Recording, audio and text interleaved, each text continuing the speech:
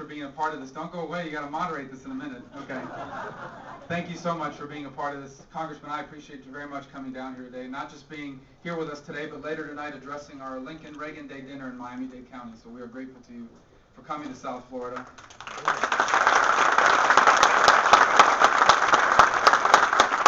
In a moment, we'll hear about someone who is making a difference, even as we speak, in Washington, D.C. on a daily basis, who's holding the line and holding on until the cavalry arrives in November. So we're going to get you some help up there soon.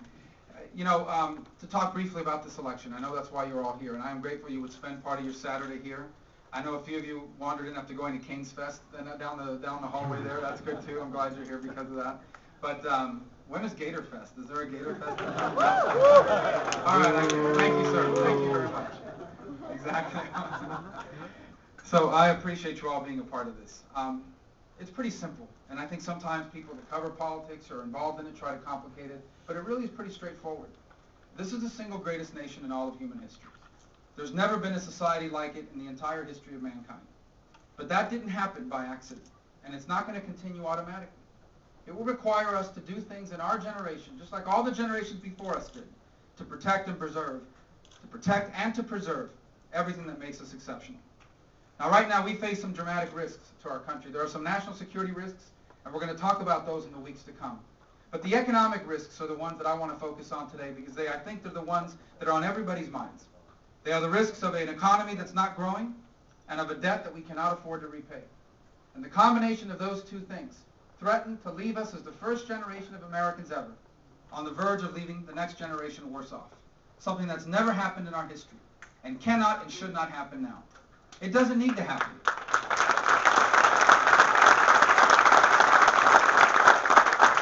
That doesn't have to happen. That fate is not inevitable. Quite frankly, for Americans, it's not even natural. There are things that if we do them right now, not only will we avoid that fate, but in fact, our children and our grandchildren can grow up to be the most prosperous Americans in our entire history. The first thing we must do is have an economy that is growing. An economy that is growing and prosperous and creating jobs. And the first thing we must do to accomplish that is to remind ourselves that presidents and senators and congressmen do not create jobs. Jobs in America are created by everyday people from all walks of life who open up a business or expand an existing business. That's what creates jobs. That's what's created jobs in the past, and it has worked for our nation, and that's what will work in the future. And that's not happening enough right now.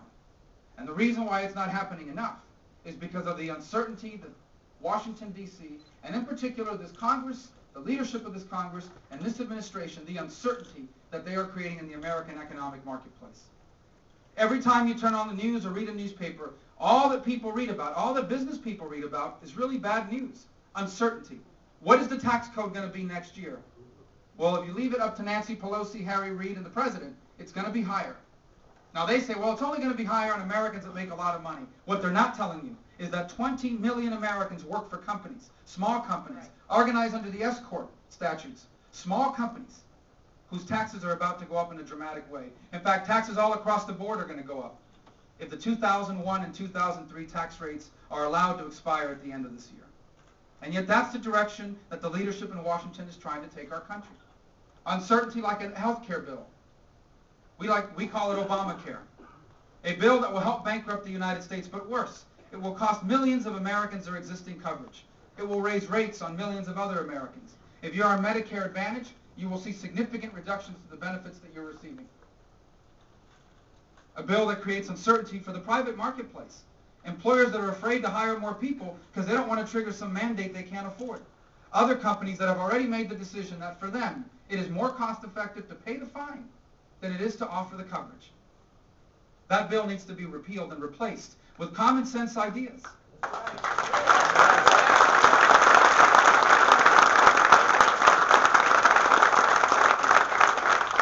Common sense ideas like allowing every single individual American to buy health care from any company in America across state lines.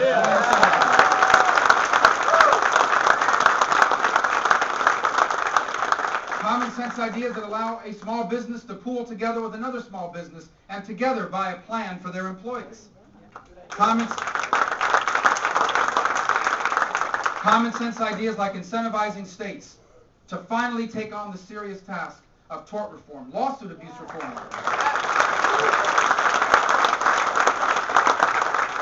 These common sense ideas will ensure a lot more people and cost a lot less money and remove the uncertainty that that's creating in our marketplace. It doesn't stop there, by the way. People that are looking to invest, to start a new business or expand an existing one, you know why they're afraid to do so? Because if the leadership in Washington has their way, they'll pass an energy tax that will make your electric bill higher and the cost of moving your trucks and transportation higher. And if they have their way, they'll also pass card check, which means the place that you own could be unionized without a secret ballot. There are a bunch of other things that are out there. There are runaway regulations. And there isn't an industry I've talked to that cannot give you an example of some federal bureaucracy that is making harder for them, not easier for them. But the bottom line is that we have to remind ourselves that job creation is the job of the private sector, and that government's job is to make it easier for them to do that, not harder for them.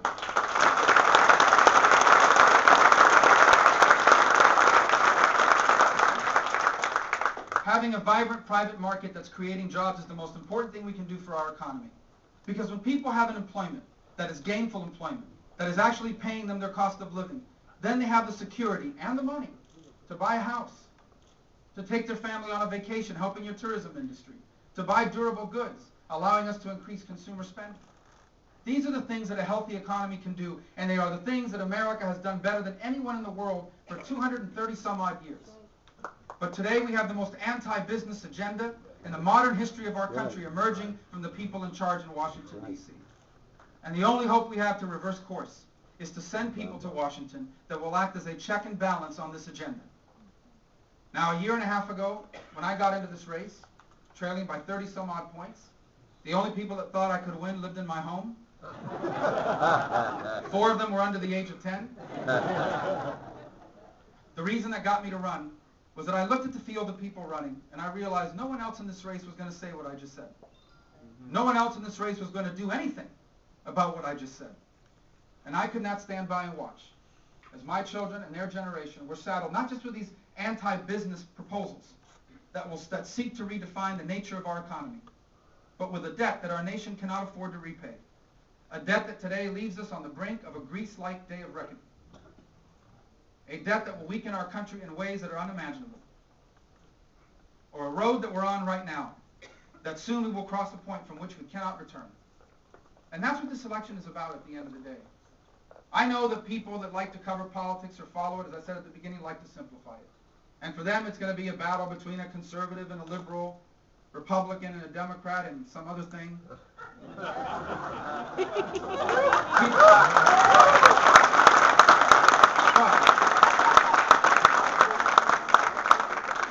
it's not.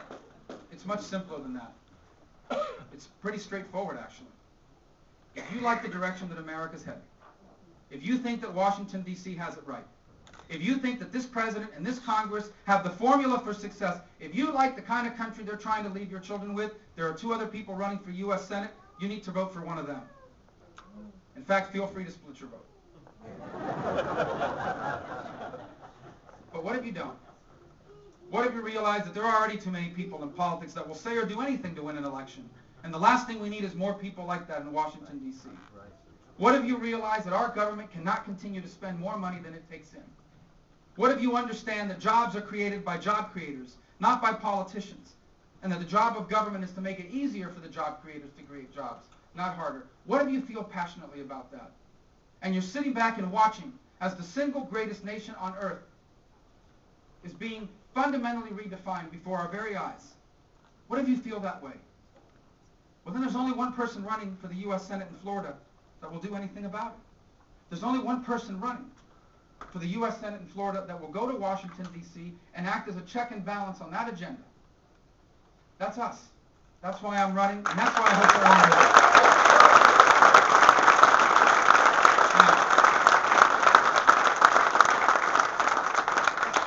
Fortunately for us, there are people in Washington, D.C. acting as a check and balance even as we speak. They need more help. They need more numbers. Hopefully there are some people from this community that soon will be joining them, like Colonel Allen West.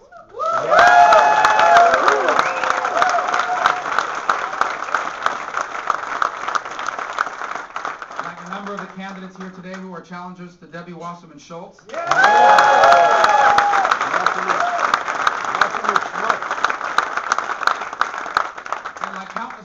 running across Florida and across America on a very simple platform. We are the single greatest society and nation in human history, and we are not prepared to lose that. That is their agenda. But there are people right now in Washington that are fighting for that, and one of them has honored us by being here with us today. And that's Congressman Eric Cantor from Virginia.